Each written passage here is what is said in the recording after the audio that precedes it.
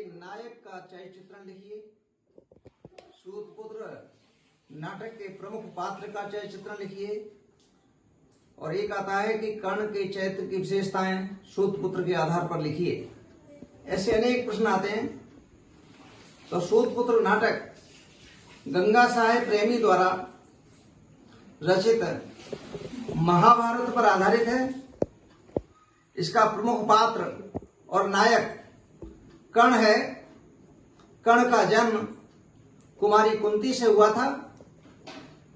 उसका जीवन कांटों की सैया थी, लेकिन फिर भी वह एक वीर पुरुष और विलक्षण शक्ति से युक्त एक सत्यवादी और आकर्षक व्यक्तित्व वाला व्यक्ति था। उसके चरित्र की विशेषताएं इस प्रकार हैं। पहला है आकर्षक व्यक्तित्व। कर्ण एक हृष्ट पुष्ट शरीर वाला सुंदर लंबा युवक था। महाभारत में एक विशेष प्रकार का तेजस्वी पुरुष सदैव नीति से युक्त था। उसके शरीर के विषय में कहें तो लगभग 30-35 वर्ष का हृष्ट पुष्ट सुंदर युवक है। उसका शरीर लंबा छनेरा किंतु भरा हुआ है। रंग उज्जवल, गोरा, नाक ऊंची और नुकीली और उठी हुई है। उसकी आंखें बड़ी बड़ी हैं। उसकी आंखें बड़ी बड़ी हैं। दूसरा है प्रच्छन्न क्षत्रिय। प्रच्छन्न का मतलब है छिपा हुआ क्षत्रिय। वो कितना ही छिपाना चाहे, लेकिन लोग पहचान लेते हैं कि वास्तव में ये क्षत्रिय है। परशुराम जी के आश्रम में जब उसे ये पता लगा कि ये ब्राह्मणों को शिक्षा देते हैं, तो ब्राह्मण वेश धारण करने के उपरांत परशुराम जी के यहाँ शिक्षा ग्रहण करने गया। लेकिन परशुराम जी ने उसके व्यक्तित्व, उसके हाव भाव, उसके शस्त्र विद्या और शास्त्र विद्या सीखने की क्षमता देख करके उसे पहचान लिया और एक कीट के काटने पर स्पष्ट हो गया कि वह वास्तव में ब्राह्मण नहीं, एक क्षत्रिय है। उन्होंने स्पष्ट कह दिया, हे कर्ण, तुम निश्चय ही क्षत्रिय हो। कर्ण, तुम्हारे माता पिता दोनों ही क्षत्रिय रहे हैं।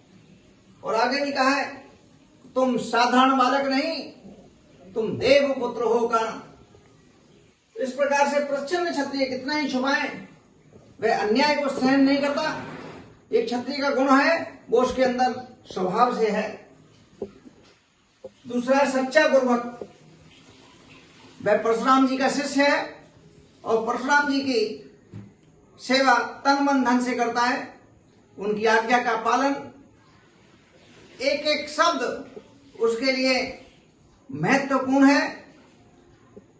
एक बार कृष्णा के स्वयंवर में जब जाति पूछी गई, तो जाति के विषय में उसने कहा कि मेरे गुरु परशुराम जी ने मुझे क्षत्रिय माना है।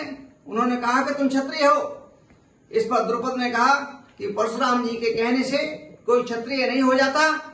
इस पर वह तमतमा उठा और उसने कहा कि मेरे गुरु के विषय में, मेरे गुरु जी के विषय में अब यदि एक भी शब्द आपने कहा तो ये स्वयंवर मंडप युद्ध स्थल में बदल जाएगा। अगला है महान धनुर्धर। वह एक महान धनुर्धर था। सदैव धनुष विद्या सीखने के लिए उसने परशुराम जी को चुना, क्योंकि वह सर्वश्रेष्ठ धनुर्धर बनना चाहता था।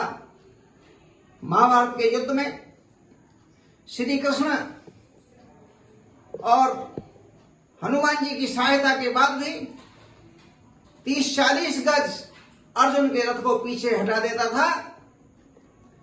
यदि उसे सांप न लगा होता तो निश्चय ही वह बड़ा बलशाली था। इधर परशुराम का सांप था और इधर एक ब्राह्मण का सांप होने के कारण उसके जो है वो मारा गया, नहीं तो उससे बड़ा धनुर्धर कोई नहीं था। अगला है नारी के प्रति श्रद्धा भाव। नारी के प्रति उसकी अटूट श्रद्धा थी कृष्णा के स्वयंवर में जब विजय शर्मा और जय शर्मा यानी अर्जुन और भीम कृष्णा को लेकर जा रहे थे तो दुर्योधन ने कर्ण से सहायता मांगी। कर्ण ने तुरंत मना कर दिया कि मैं इस कार्य में तुम्हारी सहायता नहीं कर सकता, क्योंकि नारी का अपमान मैं नहीं करना चाहता। नारी विधाता का वरदान है, नारी सभ्यता और संस्कृति की प्रेरणा है। नारी का अपहरण कभी भी सही नहीं हो सकता। दूसरा है परम दानवीर। कवच और कुंडल उसके प्राणों की रक्षा के लिए थे, सूर्य से प्राप्त थे। मना करने के बाद भी इंद्र को उसने दे दिए और बड़ी कठिनाई से इंद्र को दिए, जिससे वह घायल हो गया। इंद्र ने पूछा, अब आपको कैसा लग रहा है, बड़ा कष्ट हो रहा है? तब उसने बड़े हर्षित होकर कहा, जितना मुझे कष्ट हो रहा है उससे कई गुना सुख मिल रहा है। प्रबल नैतिकता। दुर्योधन ने बार बार सहायता की बात की और पांडवों की निंदा की। पांडवों ने ये किया है, पांडव हमारे भाई नहीं है, बहुत सारी बातें, पांडवों ने हमारे साथ ऐसा किया, बहुत सारी अनुचित बातें कही। तब कर्ण ने एक